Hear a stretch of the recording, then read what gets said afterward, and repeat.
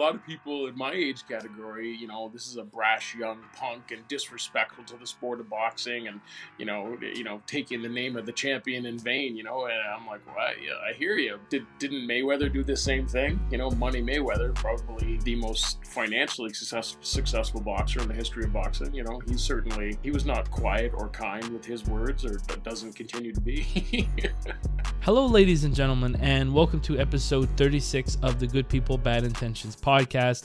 My name is Matthew Pine, and our guest today is Sandy Pembroke, a returning guest, somebody that we had on in episode 15. This was in March, so 7 months ago. I strongly recommend that if you hadn't listened to the podcast that we had before, it's got a lot of backstory and, of course, about Sandy. We are going to be trying to build onto that today. First, we're going to be looking at Jake Paul versus Anderson Silva, and this is a fight that's happening this Saturday, October 29th at the Gila River Arena in Glendale, Arizona. Shout out to my mom if she's listening, because that's also her birthday. And Sandy actually has a contest in which he's going to be giving away some signed Anderson Silva gloves. So be sure to check him out on his social media for all details about how you can win that. And then, of course, we want to talk about his boxing exhibition that's going to be happening in December. I want to hear all the details about that. And lastly, I would like to have a conversation regarding mental health, because off camera we had talked about the fact that in our initial interview or our initial podcast, we really didn't make as much mention of that as we'd like. So I'd like to give both of us an opportunity to share our experiences and share the importance that mental health has. So without further ado, here's Sandy. Hey, I really appreciate you coming back on the podcast. How have you been doing? Really well, Matthew. It's really a pleasure to be back. It's nice to see you again. It's great to be chatting with you. I'm trying to think time frame wise, because I believe it was the 14th episode that we had you on. A lot of time has passed since I've last seen you, and I'm just curious for everybody that's seen you on the past episode, what's some new things that's going on with you? How have you been doing? Life's been good. I'm kind of excited about this fight this weekend. That's sort of it's the first time I've been really, really intrigued, and I think you've seen some of the things I've been putting out on social media. I've got excited. Like I feel like I've been analyzing this fight, and I guess I have. So. Yeah, let's just get right into it, Sandy. So, of course, Jake Paul and Anderson Silva are going to be fighting this Saturday, and there's a lot of things on the line. First of all, we got Jake Paul. He's an influencer, a YouTuber, Disney star. Now he's trying to become known as a professional boxer, going against one of the greatest of all time in mixed martial arts, who's also made a name for himself in professional boxing, going against people like Julio Cesar Chavez Jr., And what do you look at when you look at this fight? Who do you have picked, and what do you look at in this fight? It's a great question, Matthew, and I think no matter what we say, there's no chance we're going to be able to guess exactly what's going to go on, which is why this has me and you and really the world so intrigued about this fight. You've got arguably the best striker, so the guy for the best at doing, the punches and kicking, all this stand-up sort of stuff ever, all time in mixed martial arts, UFC, which most people know at it. And then you've got an up-and-coming boxer, who started out as a YouTube Disney star, but he's starting to put together a fairly credible boxing record. The thing he said the most this week that I caught is that with professional boxers, nobody ever knows when you're building a fighter. Nobody knows the first 5 fighters they fight. You're looking to try to get this guy some wins, ideally have him go, 5-0, 10-0 with, straight knockouts and stoppages and that sort of stuff. So Jake Paul, coming from that influencer and notoriety and really just a great brand builder for himself and, everything he touches and around him, he's gone a different route, and he's taking retired, semi-retired fighters after they've left the UFC and using their, social clout and their notoriety to build his notoriety as a fighter. And it's absolutely a brilliant business model. And I remember looking at him before he fought Tyrone Woodley, I think. Before he fought Ben Askren the first time. I know he fought like a basketball player and then somebody else, I forget.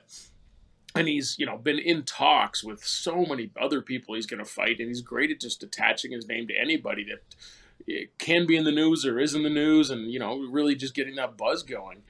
This is the first one that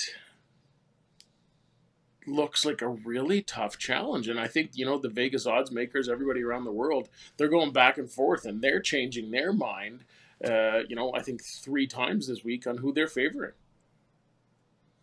And I'm just curious because I know you have a background in business and marketing, you have your own marketing company. When we look at boxers and how they present themselves and the kind of model that they follow themselves, I mean, is Jake Paul somebody that's kind of at the cutting edge as far as somebody with his amount of experience being able to maximize his platform and maximize potential earnings? Because when you look at boxers in the past, I mean, Ali, I think, was probably one of the first boxers to really make people want to put their butts in the seats. And then you have somebody like Mayweather who was able to really sell fights and pay-per-views. How do you look at this as like the evolution of what combat sports and in particular professional boxing, what this is going to look like, and how people are going to try to strategize to get the most out of their fights?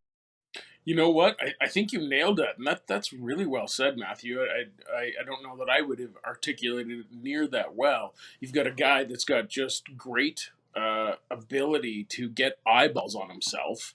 And usually, like historically in boxing specifically, there would have been a management team around him, and they would have been controlling all that, and he would have been doing very little. His job would have been to win fights, train, be in shape, and execute on the day under whatever they trained specifically for that fighter, and the right way to win in a clean and spectacular fashion. But this guy's done a great job of just melding. You're building a champion. You're trying to build a hero, someone that the world wants to follow. They care about their journey. It's that typical hero's journey we've seen, in storytelling throughout life. And he's nailed it. So he's got the new sort of new age social media, or just full on sort of internet sort of worldwide presence. We're moving away from broadcast television, all this kind of stuff.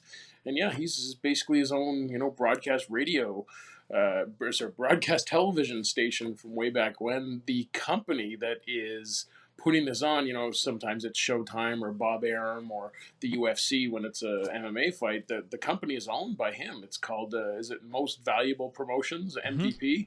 Yep. Right? So he's the promoter. He's the star. And he's absolutely killing it. And, there's a lot of people that are hating you and I, sort of complimenting the business side of him right now. He's brash and he's young and he's saying really rude things, and he's got all kinds of talk shows and podcasts, and there's a bunch of guys sitting around, just making fun of whoever they're going to fight or who they're not going to fight or who's pulling out and who's not doing this sort of stuff. They do a great job. They make fun of themselves though too. Like they're pretty good at debasing themselves or being pretty authentic about who they are. And I think that's the piece that a lot of older people, I just turned 50 this month. A lot of people in my age category. Happy birthday. Thank you, buddy.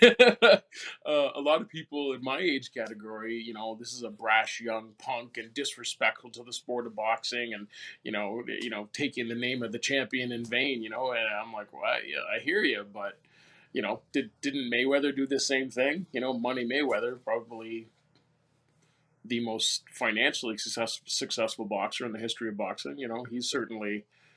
He was not quiet or kind with his words, or doesn't continue to be. Yeah, I think he's killing it. And then Anderson Silva, I mean, I think this is where we got into this, is that I had him the first time he came to Canada when he was the champion. He was doing, like an autograph and meet and greet the fans tour, and I had him at the first his first stop was in Kamloops, British Columbia. I had him at a supplement store there. We had 15,000 people in the parking lot. It was, and then a replenishing line. It was insane, the amount of people that wanted to see this guy in 2008, I believe it was. And that's where we got, the idea for had to sign a whole bunch of gloves, and I've been carrying those around from city to city and in a couple different countries for a while, thinking, someday this will be worth something. So I figured I'll run a contest and get into the conversation about Silva this week, and so that I'm glad I held on to those. I've got about 12 pairs. Wow. Yeah. And in 2008, I mean, some people that are, newer to the sport, I feel like they don't have a appreciation for Anderson Silva and what he had done, because they would have seen him at the more of the tail end of his career. And he had, of course, quite a few losses after, his loss to Chris Weidman the first time. Yeah. His kind of the trajectory of his career just wasn't quite the same. He had definitely a good showing when he went against Adesanya, the middleweight champion, but he lost to Uriah Hall and a few other people. Yeah. That made people kind of feel like he was just kind of a shell of himself. There's the biggest story that's been going out about this fight in the last week has been a comment that he had made to, I believe it was MMA Weekly, where he was talking about how he had got knocked out twice in his last sparring session. Now, he has later retracted that statement and has said, some accounts he was saying he was joking, other times he said that he got things mixed up. But what do you make of that? Because fragility is something that's been coming up a lot with Anderson Silva in his career after the Weidman loss, because he's had a lot of shortcomings when it comes to injuries. What do you make of that? He broke his leg badly in one UFC fight, and that put him out for a while. But like you said, towards the end of his career, there's a cumulative amount of punches that over the career of a fighter, that for some people it really causes some problems, and your ability to take a punch goes away. Chuck Liddell was the big striker and like kind of the first big hero, the 205-pounder, the light heavyweight champ for the longest time. And yeah, towards the end of his career. So yeah, everybody remembers all the glory days and that sort of stuff, including him. And he held on a little bit too long and got knocked out. A guy that could just take, you could hit him in the head with a sledgehammer early in his career, and he didn't faze him at all. And then later in his career, you could literally just touch him and he'd go to sleep. And that is between you and I and everybody that's listening. That's the thing I'm worried about tomorrow, is the ability for Anderson to take a punch, and we saw that quite a bit at the end of his UFC career, and that is the X factor. And we know his ability to get a strike on target with knockout power is legendary. But the younger, just 25-year-old versus 47-year-old Jake Paul can definitely still take a punch. Has he been hit by someone of the quality of Anderson Silva? Not yet, not cleanly. So that's really the what we're going to find out is, will Jake be able to touch him and put him to sleep, or does Anderson win a decision, or put him to sleep as well?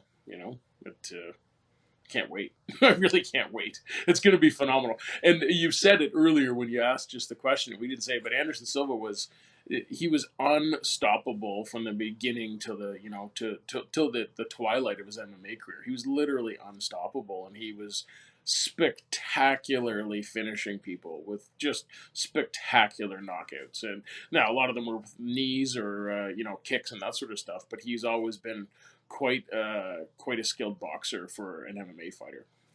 Yeah, and I remember I believe it was around the time that he was banned for using a banned substance, and we can kind of get into that maybe later about the conversation about both of the fighters and whether their cleanliness coming up into this fight has any factor, because boxing is a little bit different than the UFC. They do a little bit of a different testing protocol. A little looser at times. Yeah. But there was one thing that I'm really surprised about Anderson is, when that whole situation happened, he was looking at possibly representing Brazil in Taekwondo. And then, of course, he goes also, he returns to mixed martial arts, but then he also does his boxing thing. So, in my opinion, Anderson Silva represents martial arts almost the best out of anybody. I mean, he's so diverse, and he's got so many skills, especially in the striking world. Yeah. What I'm kind of wondering is, knowing everything that we know about this fight and the X factor and whatnot, come Saturday, who do you got? Who would you bet? Would you bet money, or is this a fight that it's so 50-50 you really can't make a bet? So I'm not a huge bettor. I like to bet like a sort of, I call it fun money with some Yeah. friends, just so I get a little bit more involved in the fight, and 5 or 10 or $20 or Mm. something with a buddy. I bet on the Conor McGregor fights and this sort of stuff. But it's important now that sports betting is getting so much bigger, especially in North America, a lot more opened up legality wise and this sort of stuff. But Anderson Silva winning by knockout will be spectacular. Jake Paul winning by knockout will be spectacular. And, choosing that, the more specific you get, you can choose the rounds and all this kind of stuff. Between you and I keep saying that, but I don't know why I say that. But I'm really worried about Anderson's chin. Yeah. I'm worried that he's going to get touched and go to sleep. Now, the reason I'm worried about that is he keeps his hands quite low. Like he had such speed and reflexes and his ability to move in and out. And I tried to not listen to too many other people analyzing this, but someone, I think it was Dan Hardy, maybe was talking about Roy Jones Jr. in the beginning of his career, and for the longest time he had that ability to just get out of the way of punches and that sort of stuff. Montel Griffin was it that he fought one time, and he got disqualified. I think it was the only loss he hit him as he was going down or on a knee or something. Then he came back and fought him, and he put his hands behind his back and on the ropes and went juke, juke, juke, and like got away from 3 punches with his hands down and come up with a hook and just one punch knocked this guy out. And he had that kind of reflexes for striking and landing, but also for getting out of the way. And towards the end of his career, both that speed and ability to get out of the way and the ability to take that punch and not get dropped and badly hurt or knocked out went away. So that's the big concern for Silva.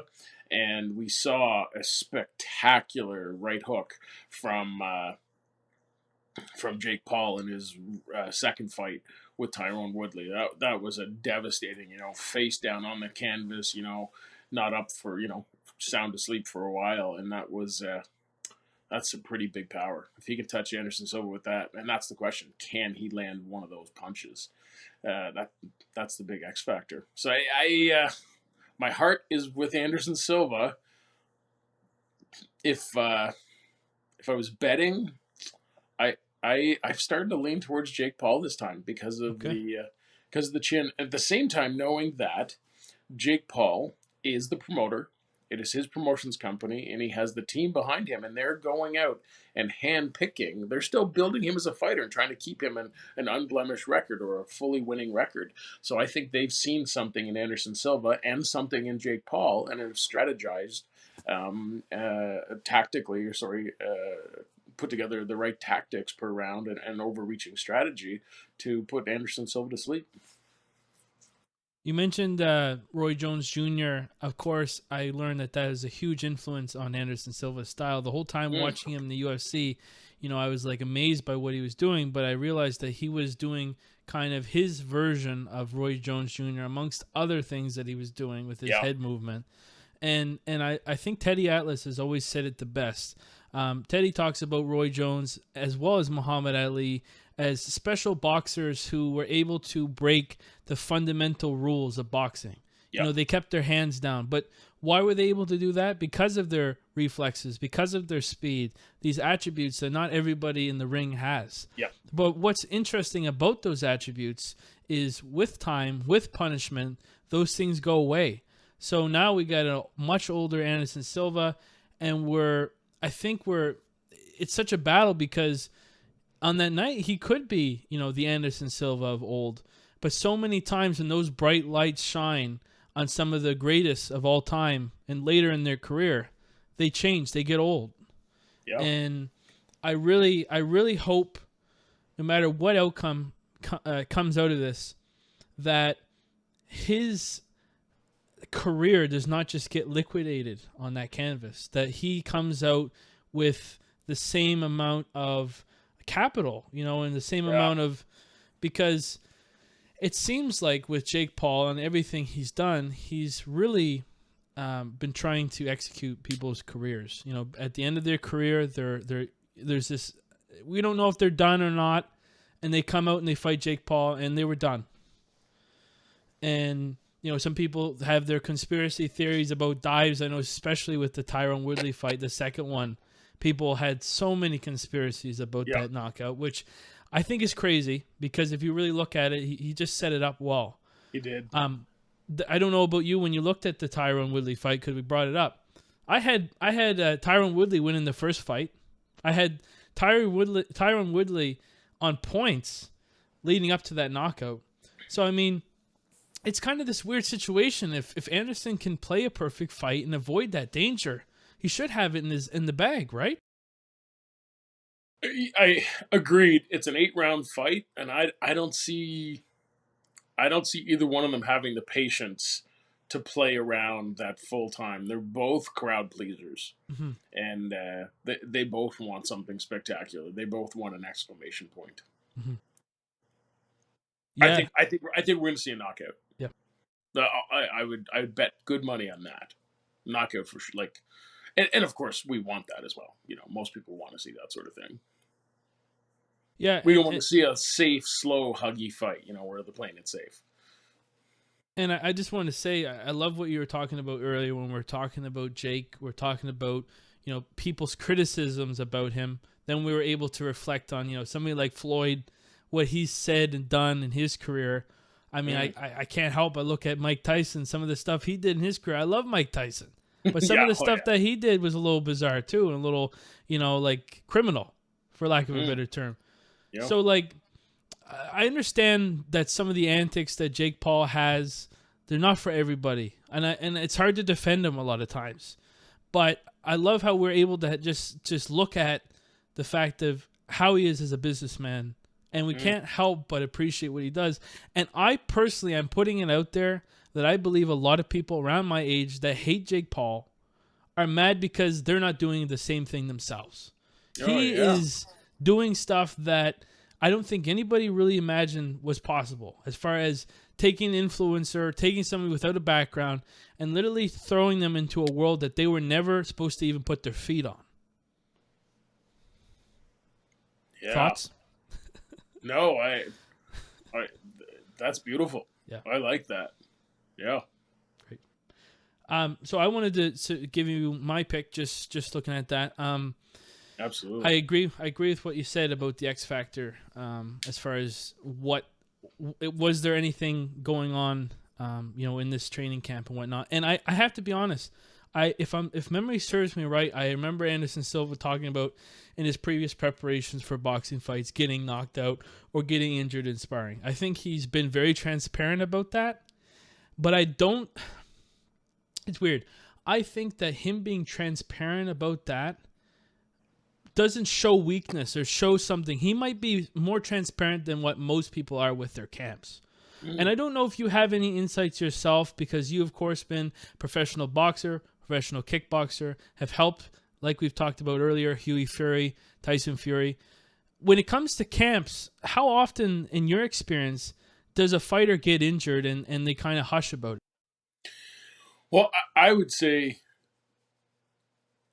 like 90% of the time somebody gets injured, not necessarily a head injury or a knockout, right? A broken rib, a broken finger. There's no, you hear fighters say it all the time, and it's usually after the fight's over they talk about it. Nobody's going in 100%. Same thing with a lot of professional sports, hockey, football, that sort of stuff, and you get a lot of good medical people around you trying to help you get through to that point. You're training so hard, and really putting your body on the line. It happens a lot. I'm gonna put it out there. I think it's a draw. I respect where you're coming from. A lot of times, in my experience, when I've much anticipated a fight, they end up being a draw because of how competitive it can become. Yeah. Right. Because I think if Jake doesn't have the power to put Anderson down, which I certainly think he does, but say if he, for whatever reason, doesn't that night, I feel like Anderson can last and gain points enough to kind of edge between the damage versus the round and punch count. So, but I'd be really interested to follow up with you, see how our predictions are. We're going to also move on to another thing, but before we kind of close this chapter as far as Anderson Silva versus Jake Paul, how do people enter your competition in order to win these gloves? Great. So if they'll go to Instagram and at marketing consultant, so just those two words all together, MARKETING, consultant, CONSULTANT, at marketing consultant. And there may be a partner that we're doing something with. So you'll see it when you get there, and you'll like their page, like their profile, my marketing consultant, and then make a comment with your prediction. Who do you think is going to win the fight and how? And there's no need for you to be right. We're gonna pick a person. Yeah, and if you can pick the gloves up in and around Halifax, otherwise we're gonna charge you for shipping. Okay, sounds fair. Yep. So it's kind of, I think I've seen it's open worldwide, so long as you are willing to pay those, shipping fee, handling fees, etc. Yeah, exactly right. That's awesome. Exactly right. Worldwide, we're worldwide at marketing consultant. We're worldwide. All right. So now we're going to move on more to your story, because we were kind of talking behind the scenes about a potential return to the ring, and I really want to hear your side of it, because I was kind of surprised when you brought it up. Yeah. I know that when we last spoke, we talked about how you had a surgery.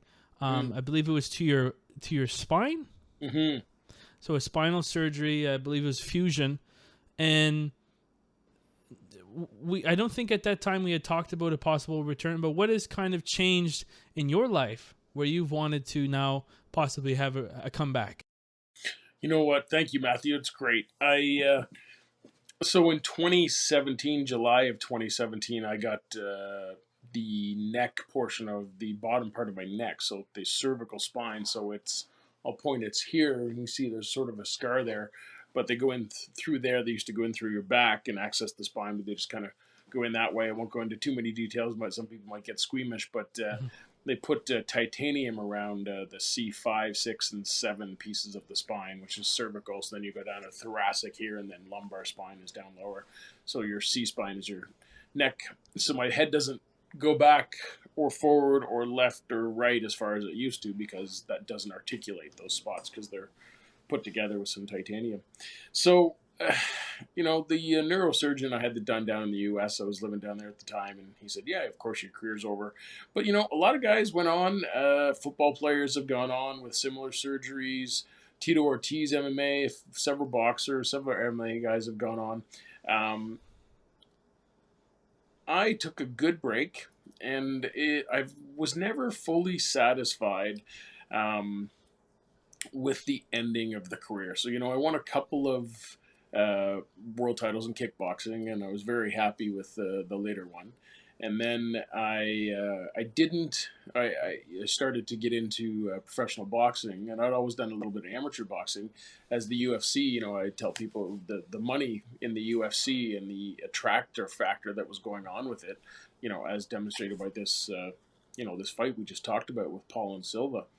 Yeah, it started to dry up all the kickboxing money around the planet. So I ended up into boxing, because that's where, I could do the striking and the stand-up. I didn't want to switch into all the ground stuff and the wrestling and the jiu-jitsu at that point in my career.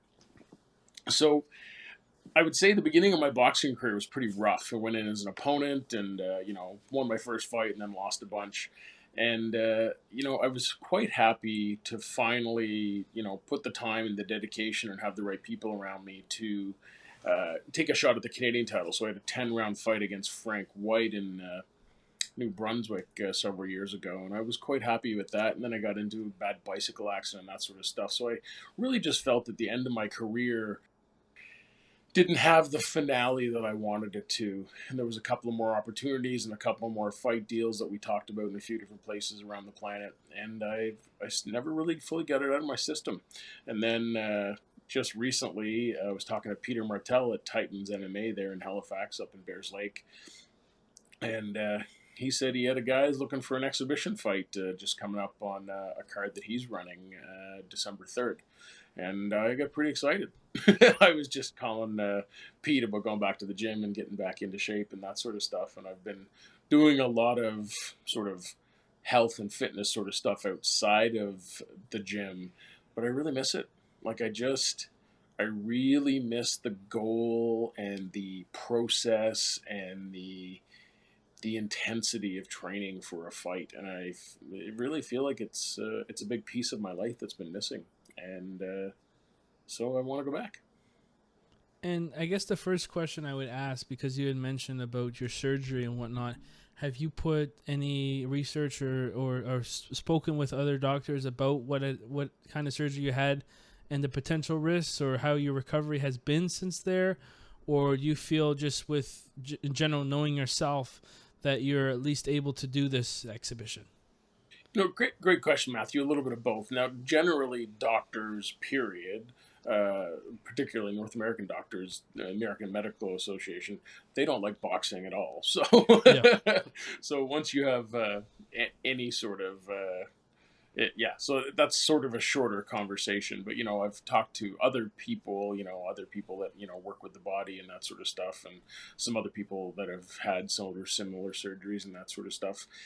It's more of a long-term, repetitive sort of injury that causes problems and that sort of stuff.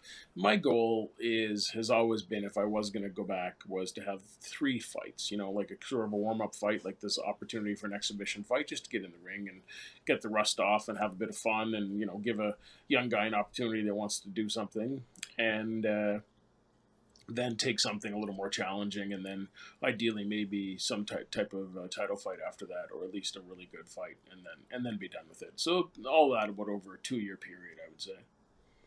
And looking at this, comeback and whatnot, can you talk a little bit about your thought process? What are some of the challenges that you think you're going to be facing? Who is going to be in the corner? Who's going to be helping you through this journey? Those are really good questions. Now, some of it comes down to geography and time, and I've already just started to leak this out to a few people, and I've got a friend that is a boxing coach down in Miami, and he wants to fly up for a couple of weeks for this camp to help me out and then work the corner and that sort of stuff. Peter Martell, obviously, is who I've been training with most of the time I've been back here in Halifax. So it's how we met. Yeah. How we met. Well, exactly. So yeah, and then I've worked with a lot of coaches over my career, so it really depends. It's a great question, but I don't have that list right now. But there will be certainly some fun conversations coming up. In reference to how we met, we had a conversation off air before we came on. I thought I would bring it in here because Sandy, you were so fond of how I pieced it together. And it's really that, we've been able, I believe, to have really great conversations, me and you, because of the fact that, we went into the gym, we worked hard, and then there's those conversations when you're in the locker room, you're going in the sauna, you're in an uncomfortable place, it's really hot, and you're trying to find comfort in whatever way possible. And the best comfort you can have is another person to talk to, especially about stuff that you're interested in.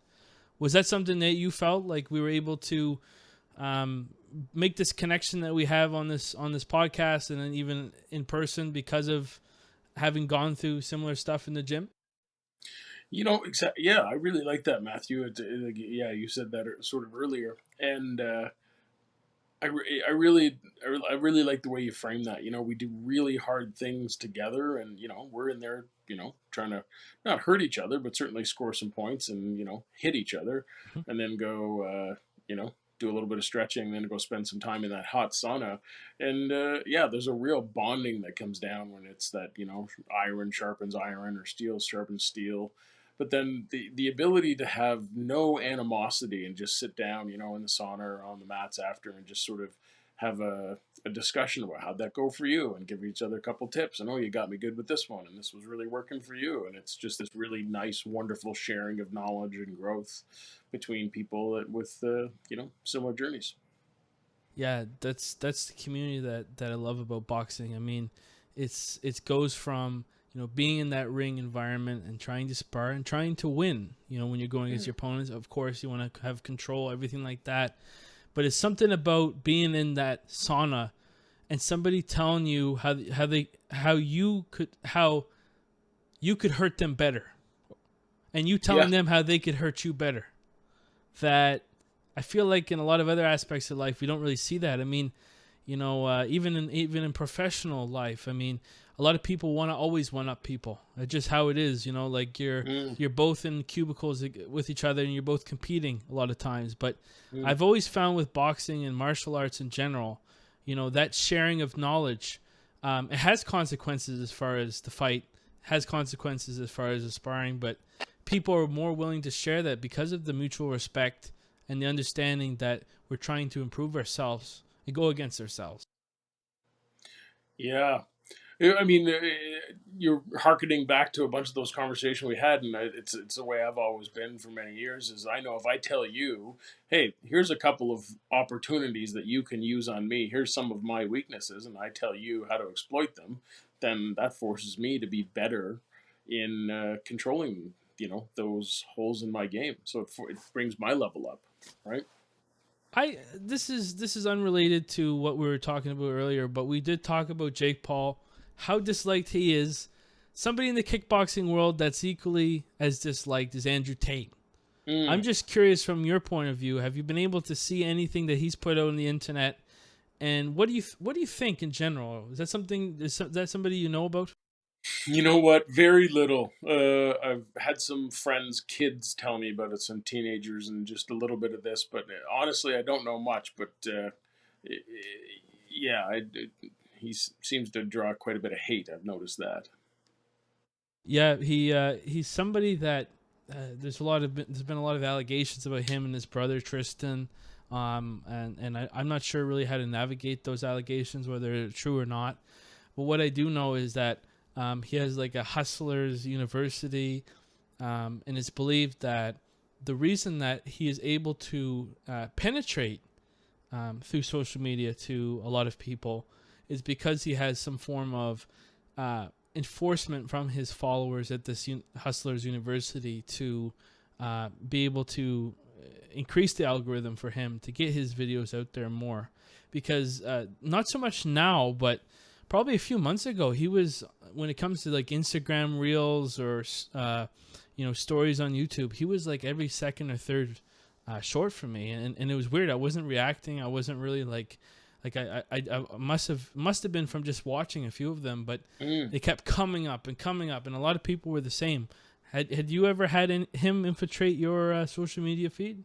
No, not really. I think I took a look at him one time, and I just just too many other things. Just it didn't stick with me at all. So. Yeah, interesting case and from the kickboxing world. And I liked how you talked about when you were talking about kind of your journey, kickboxing and boxing, you were talking about how mixed martial arts kind of occupied that space where kickboxing could have grown. And you see how popular kickboxing is in Europe and other places in the world. Did you always have that wish and desire for kickboxing to have grown and become a bigger sport in the Americas? I certainly did. I was involved with a bunch of legislation and like helping legalize kickboxing in Canada, and that sort of stuff. So I certainly did, and I was involved in it as a participant on the promotion side, obviously as a fighter, as a coach, and that sort of stuff. So I did a lot to help. Or did some to help move those things forward. But at a certain point, you got to go where the crowd goes sometimes. So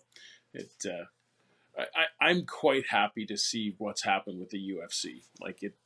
And a lot of they're an entirely new sport has grown up that is, the mixture of martial arts, and it's just this pure distillation of combat. And I think that's pretty cool. So I'm not too upset that one of the a sport that I really enjoyed is never got that big of the same sort of limelight, I think. But it's a big piece of the mixed martial arts as well, and spectacular. People love the kicks and the head kicks and the leg kicks and the spinning stuff. So it's pretty neat to see it fully integrated, and really that sport is just growing so massively worldwide. It's making martial arts a lot more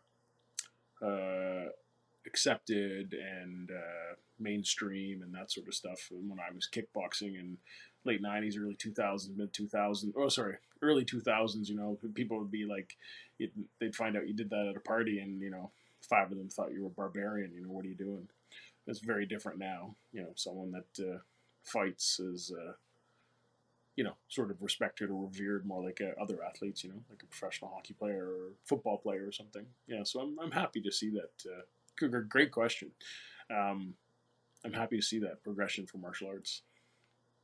Especially when it comes to jiu-jitsu, I've been surprised by how many people do jiu-jitsu now. Like, Yeah. I still wear that Henzo Gracie Halifax hoodie a lot. It's one of my favorite hoodies, so I go around all the time, and I'm surprised by how many people actually know what it is. Like, Yeah. because there's somebody that might say, I took a class here or there.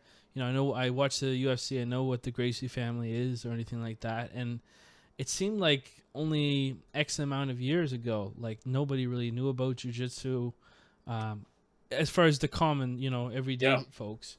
Absolutely. But it's kind of penetrated into the general populace, and it's amazing. And I really like. That's why I think it's really important that we, whatever combat sport we talk about the legends of the sport and the older boxers, so that way, even though they're not on the pay-per-views anymore, the new fans are able to see the greatness that they had and how they inspired the current generation of fighters and everything like that. Have a greater appreciation.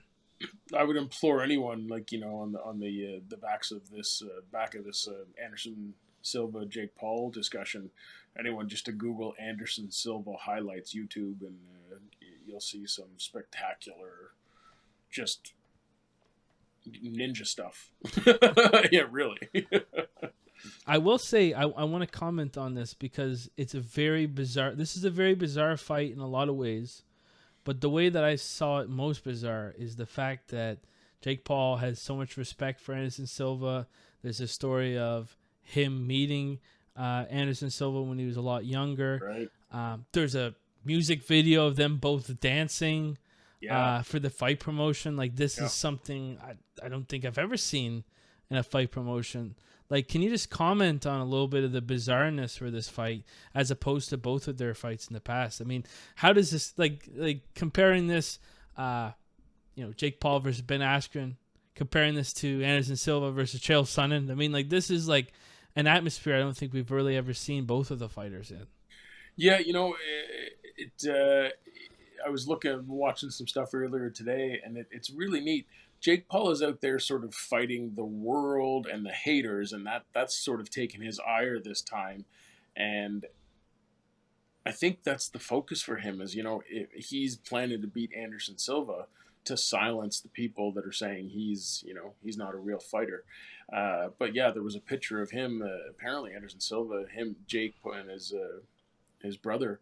There was a picture of them when they were, young kids, meeting and greeting Anderson Silva, and that, this was one of their heroes that, got them liking this type of combat sport. So, yeah, so he has not been trash talking Anderson Silva like he has all the other fighters, or like you said, other greats like Chael Sonnen or Money Mayweather, that kind of stuff. So, yeah, it's been pretty neat to watch.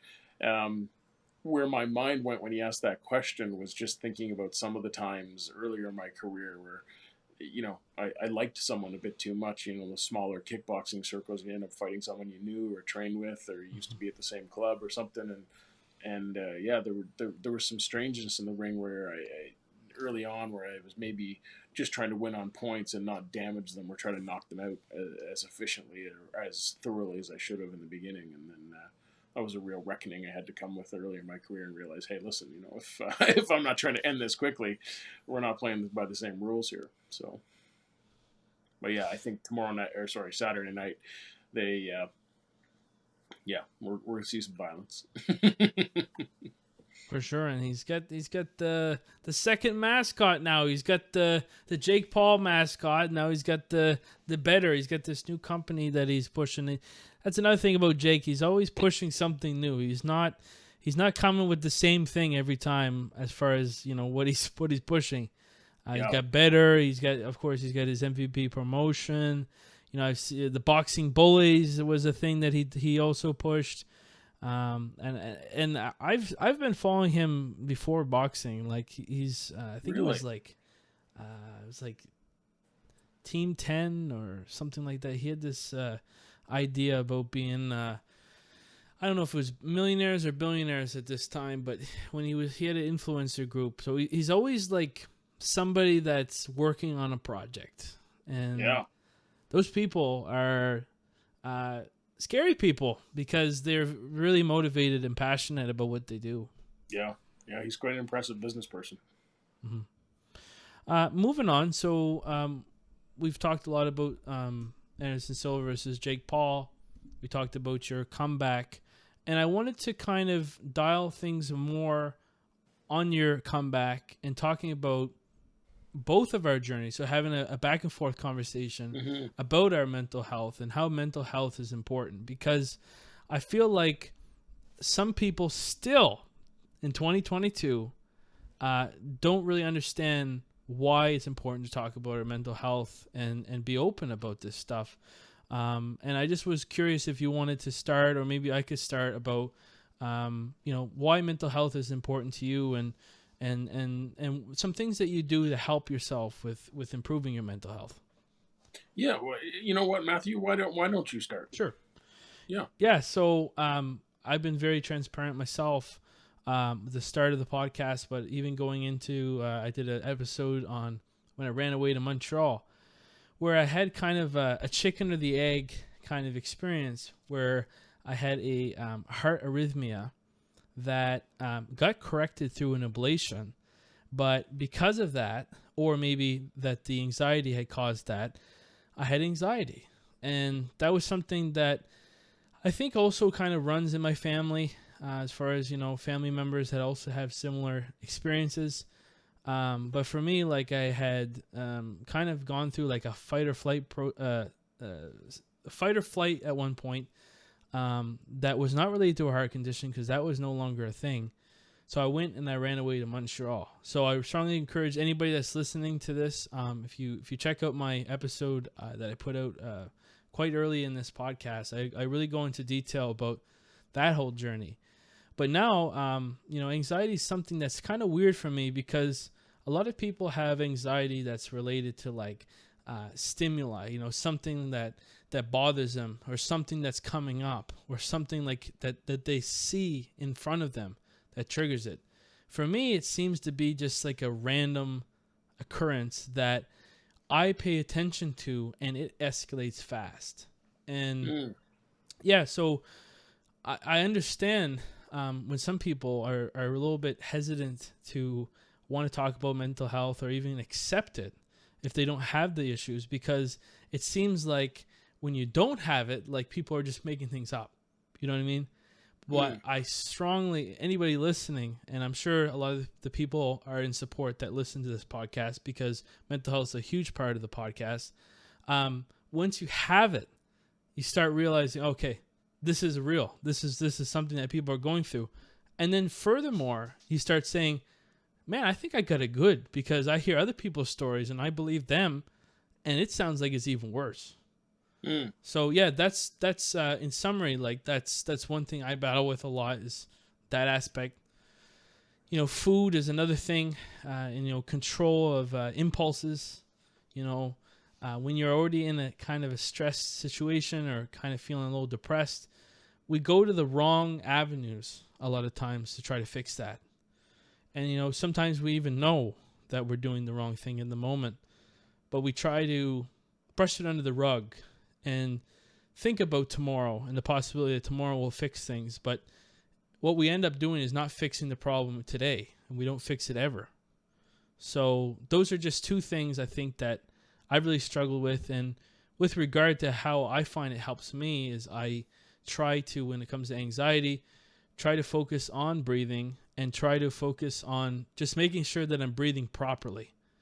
Because I find I hold my breath a lot when I'm anxious and I feel like it's making it worse.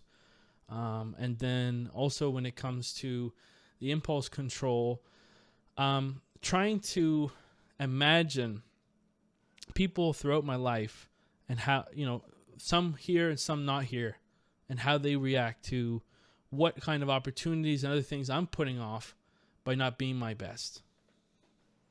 So that's in a nutshell my experience. I'm just curious, did anything that I say ring a bell with you, or you have something different to offer to everybody? Yeah, no, it all rings a bell, Matthew. And I think I think this is one of the great things, when someone different age groups and that sort of stuff. The something that I love so much about the younger people now is that we're no longer meant to bury our emotions and have a strong stoic sort of face and that sort of thing. And certainly, in the boxing community, in the fight community, uh, you're doing that in the ring, right? So there's a masking of pain and that sort of stuff, which is really important when in the ring. And growing up the way I did, like I said, I'm 50 years old now. Particularly, men were not supposed to have emotions or cry or express discomfort or that sort of stuff, or even complain to an extent, and just sort of get on with it. And what's really in the last few years that I've found is really just been a really eye-opening way of framing all of this is people talk about mental health and physical health, and our brain is inside of our body, so it's these things are not divorced from one another. They're absolutely the same, and that's what I remember you and I talked about. I know I was an overweight kid, and sport was a great way to give me some discipline and some structure, around food and nutrition and not sort of eating my emotions and that sort of stuff, and also just the wonderful feelings and the greatness of training, and just consistently. The endorphins you're feeling, the sense of satisfaction, the growth, the learning, the technical aspects of the sport, the progressing in the sport, and that sort of stuff. But and it's taken me on a journey of sort of really learning, and a lot of podcasts late in the last many years and listening. There's is it Huberman Labs? It's is it Andrew Huberman is a Okay. Stanford neurobiologist and ophthalmologist, and he's got a really accessible, sort of really understandable uh, podcast where he really takes the modern science and all these things and sort of helps and doles it out to us. You heard some of his stuff? I see you nodding. No, I haven't. I've heard about him. I haven't watched his podcast or listened to his podcast. Yeah. Where should I start? You know what? You just go Huberman Labs, and you'll see a topic that you like. It'll be dopamine or sleep or specific nutrition, caffeine, drugs. He'll talk about alcohol and cannabis, and he goes into the real, a stratified sort of look at the research and the impacts these things have on the body. And one of the things, dopamine, the happy chemical that we produce in our body, and it's one of the things I've just been listening to lately. Is it? And a bunch of people are talking about it, is that how we're not, if we're just looking for comfort, it's sort of a short term, like you were talking about, what we're doing today is not necessarily helping us tomorrow. And whether it's nutritionally or physically or, how we're thinking, breathing, that sort of stuff. But yeah, we end up getting, like you said earlier, we're talking about sitting in the sauna or sparring and that sort of stuff. We do hard things, and then at the end of that, there's apparently a much better and more natural sort of creation of dopamine and that sort of stuff. I think I might have even said this in our last podcast. I don't know, but we're animals, right? We're not meant to live in the very comfortable sort of car driving, couch sitting, TV, and sort of phone watching, all that sort of stuff. We're supposed to be out there moving and grooving and building shelter and hunting and feeding ourselves and those ones around us, and we're supposed to be striving to achieve. And apparently if we do that, more of that on a consistent basis, the healthier we are. And things like the dopamine cycle and the natural happy chemicals in the brain and that sort of stuff, they work better. And certainly I've found that with myself. There's a big, with any event, people will know this even if they've never fought or anything, but there's a real crescendo and a ramping up of emotions and excitement and thrill and that sort of stuff. And I remember one of my first coaches telling me, he's like, listen, there's going to be a big crash after this fight, and it was really interesting because you have this huge project and, a lot of athletic sort of goals and, fitness and maybe a diet and whatever, that sort of stuff. And then there's sort of this after the fight, alcohol and sweets and all this kind of stuff, and that can roll into a few days, and that sort of binge purge lifestyle is not conducive to long-term mental, stable mental health. Were you able to look, because we had brought up Uriah Hall and how he fought Anderson Silva towards the end of his career. Have you been able to look at any of the things that have been released recently about Uriah Hall with respect to not fighting and his mental health? Because I'm just curious if you're able to kind of relate to people, like the highs, you get some of the highs and the lows of the lows when you're a fighter. When you don't have access to that anymore, I mean, what does that do to you mentally? It's a great question. There's a loss of a sense of purpose and accomplishment. Mm-hmm. And it's a conversation I have with people regularly. It's like, well, Sandy, we'll just go for a run or just go for a bike ride or whatever. I'm like, well, like when I was signing contracts to like be on pay-per-view in another country, 10 weeks from now at a certain weight for a certain fight and that sort of stuff. Yeah, it was pretty exciting and pretty fun and like incredibly engaging, where you want to do everything right to get. So when you get to that stage, you're going to be in the, the best version of yourself, mentally, physically, all of it that you can be. And it's hard to replace that sort of risk reward system. And it's trying to find new goals and new projects and that sort of stuff, and the right people to do those things with. And is it fair to say, like, is there some type of change that's coming within you when we're talking about the comeback? Is there some type of purpose that's kind of resurging in you because of the fact of this happening? And by the way, can you comment if you have an opponent and if this is a set thing or if this is something that you're still trying to make arrangements? Yeah, so I got offered a name and that sort of stuff, but I won't say anything yet just because, like you said, they want to make sure that's all set up and it's going to go through. But the target is December 3rd for an exhibition fight. But the question you asked, it's I really do miss the structure and like the very intense goal of those events, and it helps keep me on track in making daily choices in my health, and that's largely the reason. Largely the reason I want to just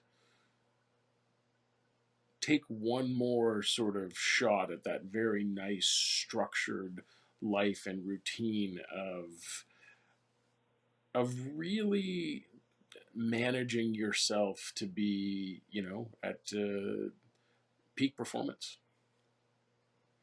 And it's, having gone through, a lot of different things in my life and that sort of thing, the mental health piece. And like you said, I don't know how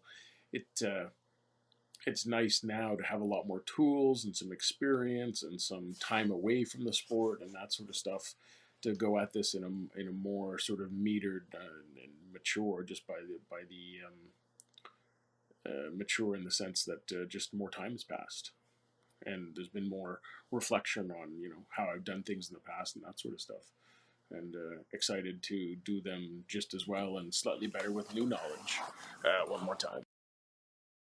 And you had mentioned when you were talking earlier about the age difference, because there is an age difference between me and you. It's times two. Yeah, exactly. You do your math. Okay. Yep. Exactly. And I love pretty much Jake Paul and Anderson Silva. I might even be a little bit older. Yeah. Yeah. But like, what I love what you said was talking about how, within your generation, that stoicness that is considered an attribute, that you would want as a man, especially as a fighter. And I mean, it's still taught to this day to not have emotions as a fighter and warlike mentality and other things like that. But then with people like around my age or even earlier or now younger than me, they're growing up with this understanding that almost everyone around us has problems. And I have this strong opinion that it's not that there's more and more cases of these problems happening, but that there's more and more awareness of these problems. And I feel like in the past, a lot of the issues that people have had, they've brushed off with other things, whether they started using substances to try to deal with these issues, self-medicate, whether they had taken their issues onto other people and have caused further problems that has traumatized generation upon generation. Mm-hmm. How do you say? Do you think that there's more cases? Like I know this is maybe out of our scope as a podcast, but do you think there are more cases of mental health issues, or do you think that we're just becoming more aware as a society? I had a guy that I fought 2 times, big guy, Chris Van Leuven. He's a security specialist out west, and he messaged me one time, and I think I was going through like a bad relationship breakup or something, and he just messaged me one time. He was like midnight, 2 a.m. How you doing? And I was like, oh yeah, I'm good, man. He's like, yeah, no, I'm not looking for that answer. I want to really know how you're doing. And the way he said it, like, don't bullshit me. And I've been trying to pay that forward because I opened up to him in a way that, it was just that stiff upper lip and, life is good and, I'm good, I'm tough, whatever, everything's cool. And I've found over the last, it's probably 10 years ago, probably about 8 years ago, that conversation, but like over the last 8 to 6 to 8 years, I've found if you can actually tell someone some of the stuff that's going on in your life right now, or something that you're still struggling with from your past, the word authenticity and openness and that sort of stuff. I've just had some amazing conversations with people now by asking them who they are, how they're doing, and then just shutting up and or pushing a little bit, like, how you really doing? And what's going on? Or knowing something is going on, what about this thing, or that sort of stuff, and giving people that space to talk. And I've had a lot of people around me that have done that for me, and it's an incredibly powerful feeling to be able to talk to people and know that everybody, like you said, is struggling with, we're just trying to be people here and get along in the world. And it seems the more we can be honest about really what's going on with us, the more other people can do the same. So I may not be directly answering your question, but I think there is a movement, like you said, certainly with people your age, and penetrating into people with my age, where we can be more open and honest with what's happening in our lives, and not in a whiny, complainy sort of way, but like, yeah, hey, this thing was hard, or that thing was hard, or this is what I'm going through right now, and I got to keep moving forward and all that kind of stuff. But I find the more people can be open like that, and moving back to Nova Scotia has been quite wonderful for that. The more people can open like that, it's just kind of iterative. It's contagious in the best possible way. I'm glad to hear that moving back to Nova Scotia has been a good experience. And what I really wanted to highlight that you had mentioned was talking about listening and having good listening skills, and just asking somebody how they are. Because I have had personal experience with people that I've known, particularly somebody that I used to work with, that was so much triggered by the words, how are you? And they worked a job where every day it's very natural for somebody to just say, how are you? We are programmed now as a custom, as how we introduce ourselves, how we engage with people, to say, how are you? But we're not accustomed to actually want to listen and respond to what people say to that in response. Yeah. And I love what you said, because, yeah, I think we all are in a position now where we can share at least a little bit about our life. We don't have to put everything out there, okay? But if we can share a little bit of our own experience and have somebody else share their little bit of their experience, well, now all of a sudden we can both work from a point of view that we both understand about each other. And we can, have better communication, better conversations.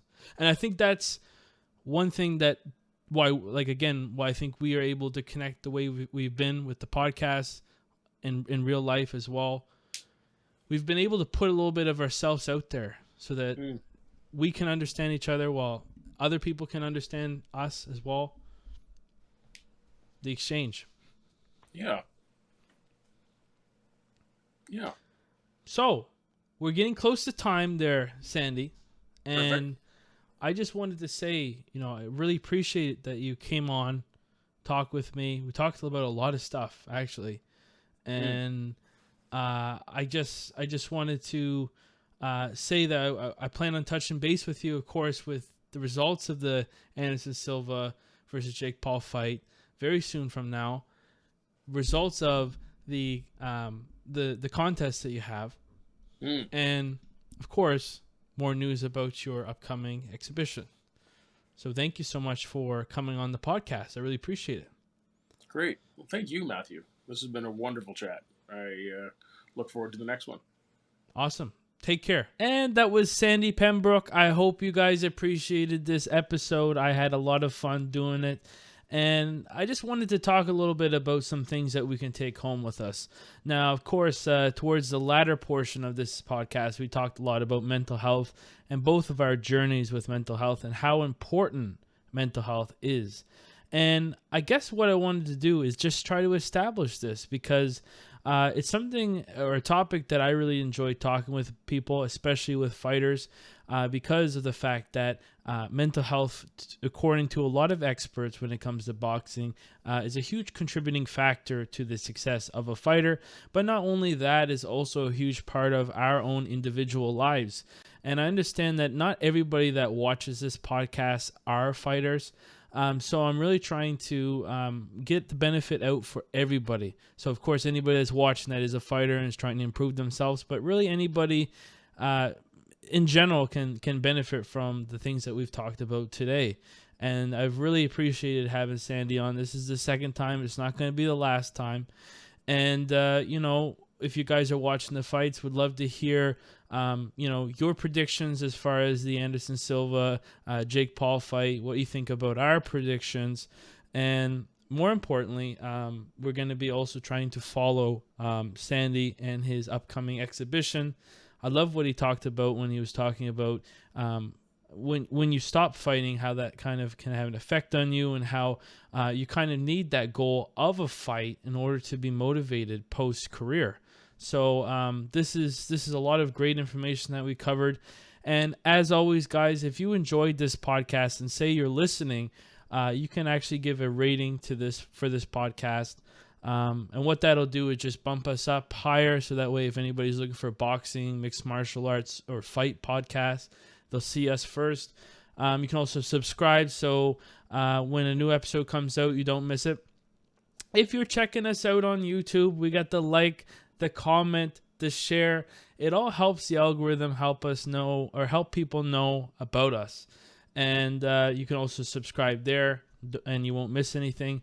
The best way to keep in contact and see updates about the podcast is following Good People, Bad Intentions on Instagram. That's where I will oftentimes post when it comes out, the newest episodes, but also give you some behind the scenes as far as me and my personal journey, because right now I'm a journalism student and I'm doing that full time as well as working. So I like to share a little bit about what I've been learning as far as journalism and how I've been trying to use those skills to help improve this podcast, because this is my baby. So anyways, guys, until next time, whatever time you're listening to this, whatever you're doing, I'll see you on the next time.